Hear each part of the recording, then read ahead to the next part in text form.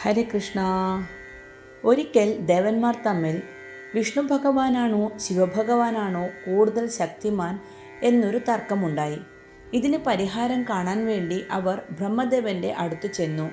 ബ്രഹ്മദേവനോട് ഇവരിൽ ആരാണ് മഹാശക്തിമാൻ എന്ന് ചോദിച്ചു.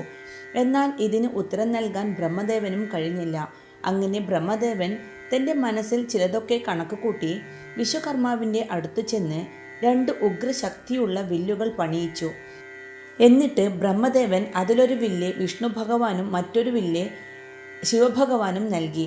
പിന്നെ വിഷ്ണു ഭഗവാന് നൽകിയ വില്ലിന് വൈഷ്ണവചാപം എന്നും ശിവഭഗവാന് നൽകിയ വില്ലിന് ശൈവചാപം എന്നും പേരു നൽകി.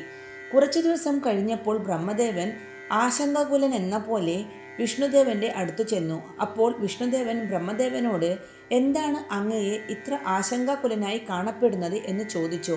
അപ്പോൾ ബ്രഹ്മദേവൻ പറഞ്ഞു, മഹാവിഷ്ണു, അങ്ങാണ് പരമശിവനേക്കാളും ശക്തിമാൻ എന്നാണ് ഞാൻ വിശ്വസിക്കുന്നത്. പക്ഷേ ശിവഭഗവാൻ അത് അംഗീകരിച്ചു തരുന്നില്ല. താനാണ് ശക്തിമാൻ എന്ന് പരമശിവൻ അംഗീകരിക്കുന്നില്ല എന്നറിഞ്ഞ വിഷ്ണു ഭഗവാൻ ദേഷ്യപ്പെട്ടു. എങ്ങനെയെങ്കിലും പരമശിവന്റെ മുന്നിൽ താനാണ് ശക്തിമാൻ എന്ന് തെളിയിക്കണം എന്ന് വിഷ്ണു ഭഗവാൻ നിശ്ചയിച്ചു. പിന്നീട് ഇതേ രീതിയിൽ തന്നെ ബ്രഹ്മാവ് പരമശിവനിലും വിദ്വേഷം ജനിപ്പിച്ചു. അങ്ങനെ അത് വിഷ്ണു പരമേശ്വര യുദ്ധത്തിൽ ചെന്ന് അവസാനിച്ചു. അവർ വൈഷ്ണവചാപവും ശൈവചാപവും ഏന്തി അതിഘോരമായ യുദ്ധം തുടങ്ങി. ഒടുവിൽ ശൈവചാപം നിഷ്പ്രഭമായെങ്കിലും അവർ യുദ്ധം അവസാനിപ്പിക്കാൻ തയ്യാറായില്ല. യുദ്ധം ഈ രീതിയിൽ തുടർന്നു പോയാൽ ലോകം തന്നെ നശിച്ചു പോകുമെന്ന് ദേവന്മാർക്ക് മനസ്സിലായി. ദേവന്മാർ അവരോട് യുദ്ധം നിർത്താൻ അപേക്ഷിച്ചു. അതനുസരിച്ച് അവർ യുദ്ധം അവസാനിപ്പിച്ചു.